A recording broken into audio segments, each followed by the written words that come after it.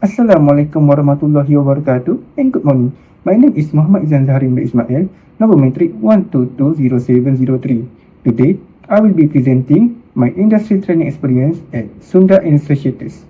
But before I begin, I would like to express my sincere appreciation to my industry supervisor, Nurul Ain binti Jamaluddin, for her guidance and support throughout my internship period.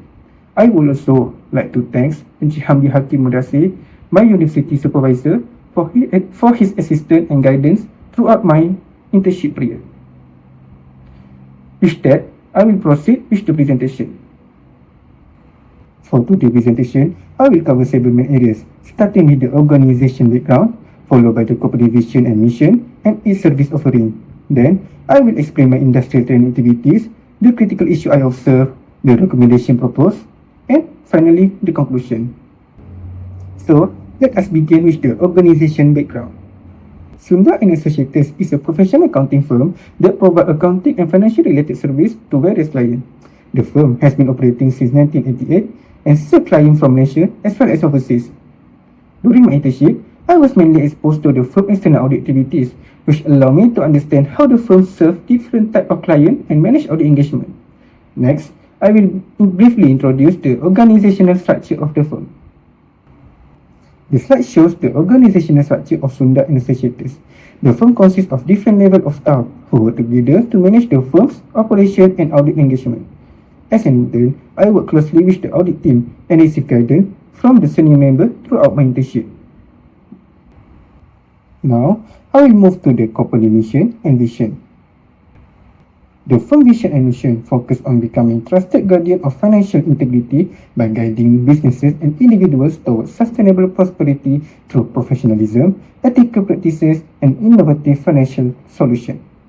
This reflects the importance of professionalism and integrity, which are also important throughout the audit process. Moving on, I will explain the main services provided by the client. Sunda & Associates provide four main professional services, which are audit and assurance, tax service, accounting and bookkeeping, and insolvency.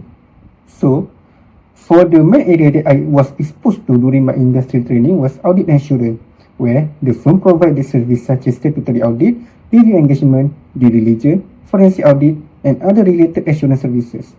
Now, I will move into the main part of my presentation, which is my industrial training activities. During my industry training, I was mainly involved in the external audit process. My activity covered different stages, starting from audit preparation, audit planning, followed by audit execution, and finally audit completion. So, the first stage was audit preparation, which involved preparing the client accounting information and setting up the audit file before the detailed audit work began. So, the process started with I received the backup from the client and uploaded it according to accounting software they use, such as SQL, or AutoCount. This also gives me exposure to different accounting systems used by different clients. After that, I imported the trial balance, general ledger, debtor ledger, and credit ledger into About Audit software. The account will then map to the appropriate financial statement category, followed by preparing the account summary to break down the balance and identify relevant outstanding items. Once the audit file was properly prepared, I moved on to the audit planning stages. As we can see in the first attached picture, is the process of importing trial balance, which need to be done in the Excel template given before uploading into the About Audit software. And for the second picture, which is process of account mapping, which we need to classify each account into their own category properly. Once the audit file was properly prepared, I moved on to the audit planning stage. Audit planning was carried out to understand the client and identify areas that might require more attention during the audit. First, I reviewed the client background, business activity, related party, customer, supplier, and financial reporting framework they use. Next, the opening balance was compared with the previous year closing balance to ensure that it was properly carried forward. Materiality was then determined using an appropriate benchmark, while the preliminary analytic review involved comparing current year and prior year balance and investigating significant variance. The attached picture is show one of the stages in the audit plan, which is preliminary analytic review. So, this stage involves comparing current year and prior year balance and investigating the significant variance or changes. After planning was completed, the audit moved into the execution stage, where during the execution, I was involved in several substantive audit procedures, which the first one for achieving profit and loss, where I checked the selected sale, purchase and expenses against the supporting documents such as invoice and receipt. I also checked the invoice number, date, amount and classification. If differences were identified, I followed up with the client for explanation. I also performed cut-off testing to ensure transaction were recorded in the correct accounting period. The second one is fixed asset, where I review assets such as PPE and other relevant assets. The main focus was on addition, depreciation and possible impairment indicator were properly recorded. The third one is debtor and creditor. So for debtor, I check subsequent payment from customer to support the outstanding balance at the end. I also consider long outstanding balances that could indicate potential doubtful debt. And as for creditor, I check subsequent payment to supplier and look for possible unrecorded liability after year end to ensure transactions were recorded in the correct accounting period. And lastly, for deposit, prepayment and accrual, where I obtain the relevant listing and supporting document to check their existence, amount and classification.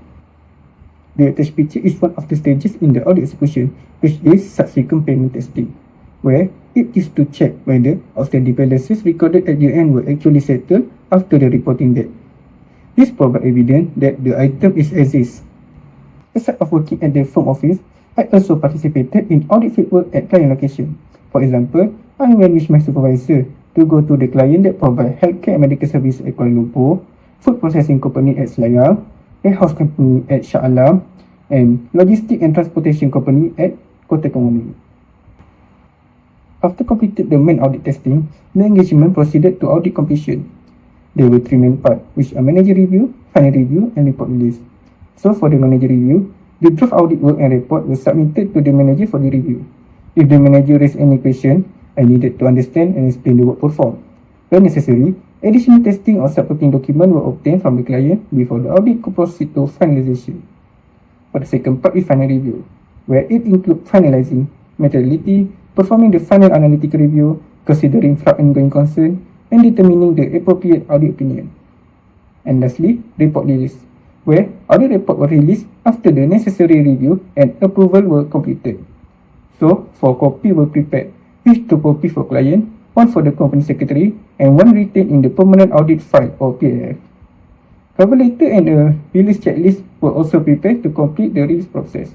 So as we can see in the attached picture, is a sample of releasing the audit report.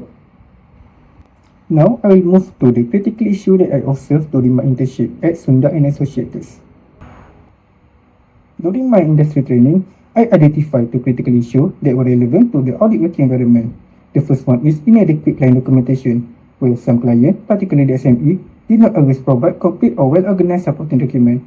Some documents were missing, arranged in the wrong order, or mixed with different categories, which made it more difficult and time-consuming to perform audit procedure. And the second one is increasing workload. As the firm receives more audit engagement, more work needs to be completed within limited reporting period.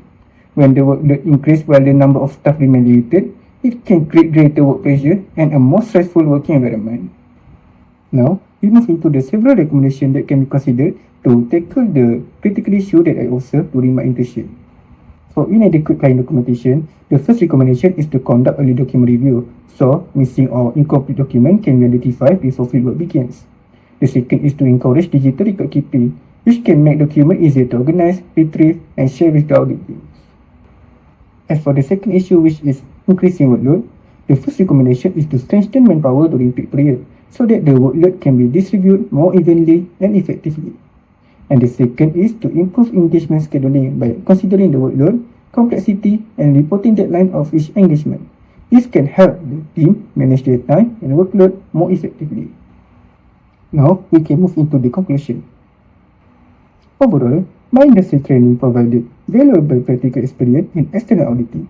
I was able to experience different stages of audit process, from preparation and planning to execution and completion. Furthermore, I get practical exposure to ABOT, SQL, and AutoCount, while also improving important skills such as communication, teamwork, time management, and attention to detail. Most importantly, the internship gave me a clear understanding of how accounting and auditing knowledge is applied in an actual working environment.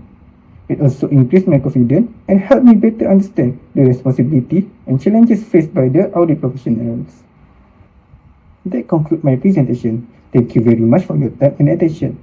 I am also grateful for everyone who guided and supported me throughout my industry training. Thank you for listening.